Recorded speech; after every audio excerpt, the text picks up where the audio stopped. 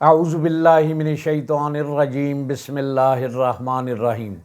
سب سے بڑا منافق عبداللہ بن ابی بن سلول جب فوت ہوا تو اس کے بیٹے نے بارگاہ رسالت مآب صلی اللہ علیہ وآلہ وسلم میں حاضر ہو کر عرض کیا، یا رسول اللہ صلی اللہ علیہ وآلہ وسلم، آپ میرے والد کا جنازہ پڑھا دیجئے۔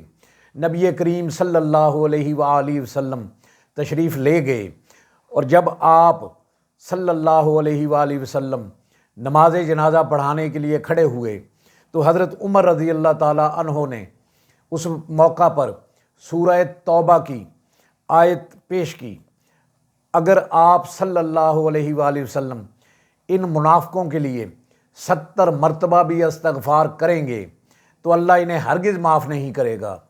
نبی کریم صلی اللہ علیہ وآلہ وسلم مسکرائے اور جواب دیا، فہم نبوی کی یہ روشن دلیل ہے۔ نبی کریم صلی اللہ علیہ وآلہ وسلم نے مسکراتے ہوئے فرمایا، اللہ تعالیٰ نے مجھے صاحب اختیار بنا کر بھیجا ہے، مجھے اختیار دیا گیا ہے۔ اگر مجھے معلوم ہو جائے کہ 70 سے زیادہ مرتبہ استغفار کرنے سے اس کی مغفرت ہو سکتی ہے تو میں اس سے بھی زیادہ استغفار کروں گا۔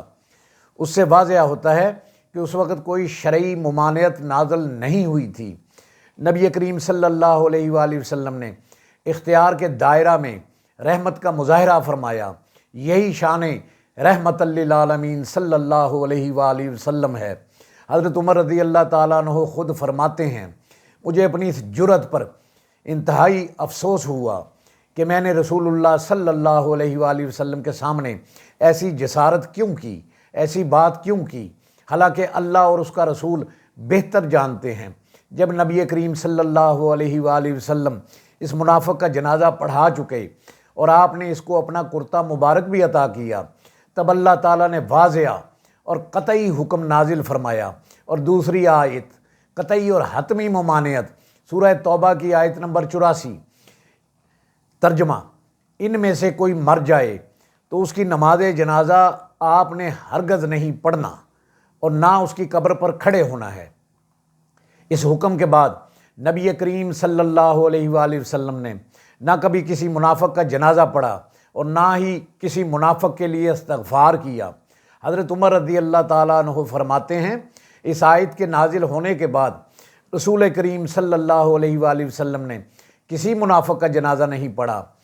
اعتراض کا منطقی اور قرآنی جواب سوال پیدا ہوتا ہے کہ سورہ توبہ کی پہلی آیت نمبر اسی میں نماز جنازہ کی ممانعت اگر ہوتی تو اللہ تعالیٰ نے سورہ توبہ کی دوسری آیت نمبر 84 کیوں نازل فرمائی؟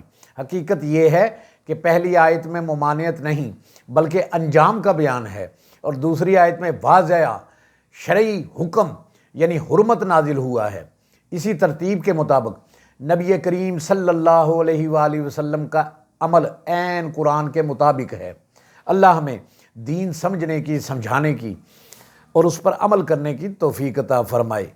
اللہ ہمیں آقا کریم صلی اللہ علیہ وآلہ وسلم کے راہ اسوہ حسنہ پہ چلنے کی توفیق عطا فرمائے۔ آمین۔